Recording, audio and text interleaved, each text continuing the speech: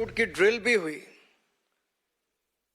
और उसके होने के बाद जब ये कहा गया कि यहां क्या क्या चाहिए, उस पर भी पूरी तरह से विफल तत्कालीन कांग्रेस की सरकार, पंजाब की सरकार रही।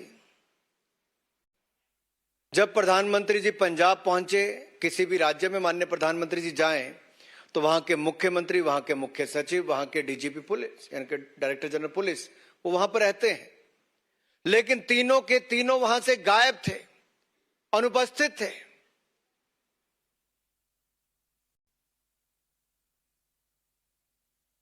कारण क्या था?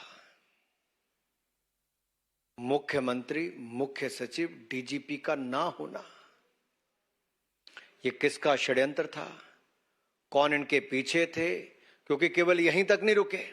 जब प्रधानमंत्री जी का काफिला इंतजार करने के बाद डीजीपी पंजाब के पूरे कहने के बाद कि रूट सुरक्षित भी है, सैनिटाइज्ड भी है, ये आने के बाद, जानकारी आने के बाद एसपी जी ने चलने के लिए कहा, तब भी मुख्यमंत्री, मुख्य सचिव और डीजीपी गायब थे।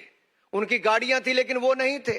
प्रधानमंत्री जी को अकेला पंजाब में छोड़ दिया और जिस पुल पे जाकर वो उनका काफिला रुका, उससे मात्र 100 मीटर की दूरी पर आंदोलनकारी, आप कल्पना कीजिए भारत के प्रधानमंत्री पुल पर हो, 10 किलोमीटर की दूरी पर पाकिस्तान का बॉर्डर हो, जहां पे तोप की आप रेंज में हो, स्नाइपर्स की रेंज में हो सकते हो, वहां से गोली बारूद चल, कुछ भी हो सकता था।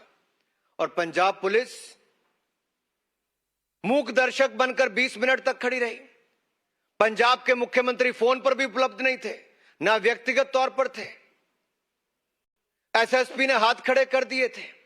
आखिरकार ये रूट किसने बताया था आंदोलनकारियों को? रूट पर कैसे आए?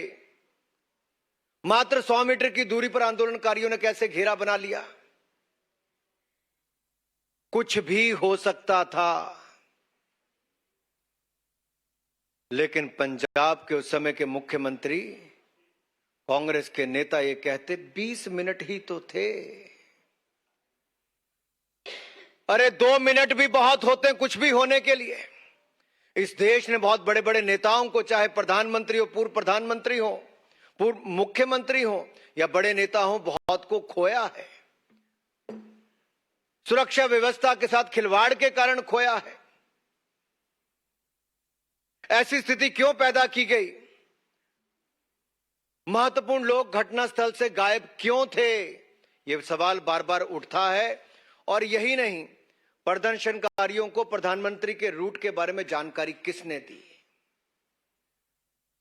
और अगर ये सुरक्षित और सैनिटाइज रूट था तो आंदोलनकारी आए कैसे? एसएसपी किससे बार बार फोन पर बात कर रहे थे? किसके निर्देश ले रहे थे?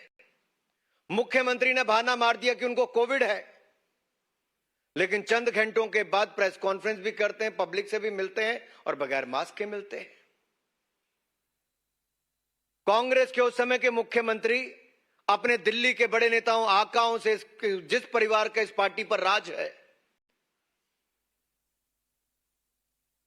उस पार्टी के नेताओं को बार बार जानकारी देते हैं कि सुरक्षा में ये हुआ, ये हुआ। तो ये जो उन्होंने कहा कि ये सुनियोजित, वो उन्होंने तो कहा स्वाभाविक था। क्या कहा उन्होंने? मुख्यमंत्री चन्नी ने उस समय कहा ये कुदरती थी। सुरक्षा भंग होना कहते कुदरती था, स्वाभाविक था। ये स्वाभाविक नहीं, सुनियोजित था। ये षड्यंत्र किसका था? क्या चाहते थे इस घटना से वो? That's Anurag Thakur addressing the media on the security breach of Prime Minister in Punjab. Now he's reacting to the lapses that have been found by the committee probing this entire case. Remember, earlier this year in January, Prime Minister Modi and his convoy was stopped for about 20 minutes on a flyover due to a blockade by the farmers.